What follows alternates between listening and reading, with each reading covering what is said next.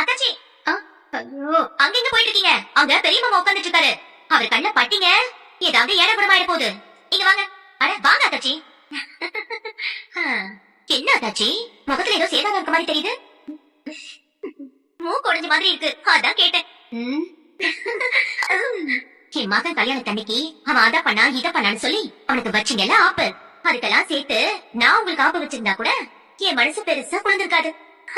ஆனா என் மருமக வச்சா பாரு ஆப்பு, ஆப்பலையும் ஆப்பு பெரிய ஆப்பு. என்ன மதனி, லந்தடிக்கிறீங்களா? அட இது எங்க நேரம் அத்தாச்சி, வெற்றியை கொண்டாடுற இடத்துல நாங்க இருக்கோம். அதுக்காக நாங்க அப்படிதான் உங்களை லந்து அடிப்போம். ஏதோ புண்ணியத்துக்காக ஏழை ஜோடிங்களுக்கு இலவசமா கல்யாணம் பண்ணா அதுல கமிஷன் அடிக்கணும்னு சொல்லி 2 டூப்ளிகேட் ஜோடிகளை சேர்த்து வச்சிருக்கீங்களே, உங்களுக்கு எவ்வளவு எகத்தாளம் இருக்கும். நீங்க எல்லாம் பெரிய கேடிதான் அத்தாச்சி.